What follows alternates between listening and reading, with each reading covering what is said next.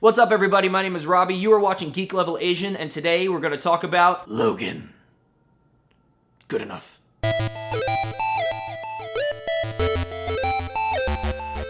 So I don't really have a lot to say about this movie other than the fact that it's good. It's a good movie. It definitely has a more serious tone, and it's treated more like a Western than a comic book movie. Its R rating also contributes to the fact that it is a more serious movie, so we get to see a lot more in an X-Men film that we've never really seen before. The hand-to-hand combat scenes are definitely more violent, and we get to see more of the results of Wolverine's blades on people's faces. Every once in a while, it seemed like the adult language was a little forced. I kind of forgot that I was watching a movie that was in the same universe as the original X-Men movies, which in reality is not necessarily a bad thing. Now, it's definitely not my favorite X-Men movie, but it is better than the other two standalone Wolverine movies. Because X-Men Origins and The Wolverine, I just pretend that those didn't happen, along with X-Men 3. So like the comic books, although entertaining, the films have a lot of continuity problems, which don't really add up when you're telling the complete story. But as a reader and as an audience, we kind of just take it for what it is, and we're able to enjoy the story that we're currently a part of.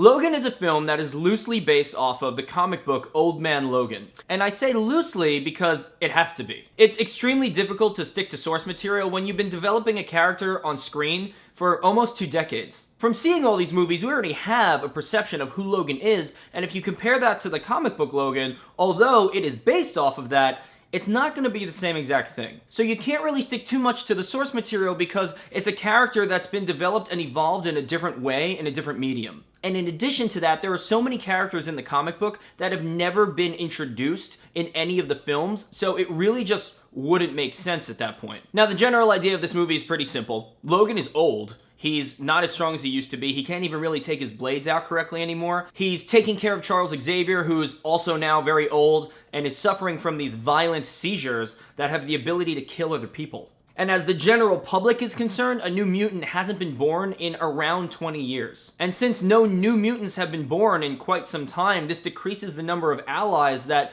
our main characters have to call upon when they need help. In fact, from the conversations between Logan and Charles Xavier, you get the idea that the X-Men are dead. In fact, most, if not all, mutants might be dead, or at least they're hard to come by. But that is when Charles reveals that he has been able to locate and communicate with a new mutant, and her name is Laura, also known as X-23. Logan at this point has given up on himself, and life in general, and finds himself tasked with smuggling Laura across the country to keep her safe. Now, a lot of people are comparing the aesthetic of this movie and the storyline to the video game The Last of Us. I mean, yeah, Hugh Jackman looks a little bit like Joel. He's got the beard, he's got like the salt and peppery type hair going on. He also has to take a young lady across the country even though he doesn't want to at first. And the story is based on him growing to care for her after the time they spent together and kind of becoming her father figure. Yeah, I won't lie, it's very similar. But that doesn't mean that it's bad, and it doesn't mean that it's not worth seeing.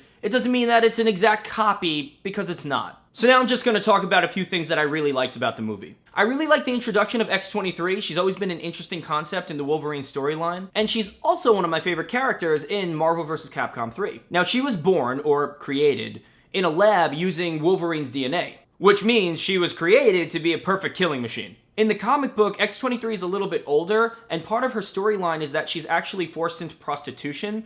The actress that they chose to be in Logan is obviously younger, and they definitely couldn't put that in the movie. What's also really cool is I think this movie really captured what Berserker would look like. Now, those scenes are a lot more gory, but it makes sense because this movie is rated R. And of course, because of this, it's more graphic, but it's not excessive. So now there are a few things that I wish that either they did better or I wish that they did different. So like I said earlier, this movie is a lot darker and it is a lot more serious. I almost wish that it was a little bit more stylized. So a good portion of this movie is filmed in the desert, and in the desert, when the sun is beating down, all the colors are very warm, it's very bright, it's very vibrant.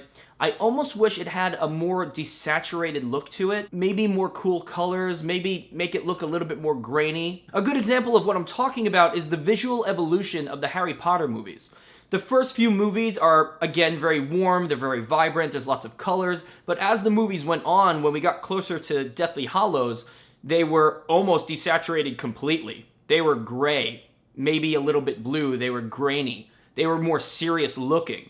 The look matched the tone of the films. I also think that all the other kids that Laura grew up with in the facility where they were making mutant weapons, all of their mutant abilities, all their powers were kind of lame. I mean, maybe they just wanted to emphasize the fact that Laura was special. She was able to actually hold her own and fight adults, and she was a killing machine. But I mean, one kid had like a sonic boom, yeah, that's decently useful. One kid was able to use electricity, which he was only really able to use when using a vehicle as a conductor. I mean, is he able to shoot electricity? I don't know.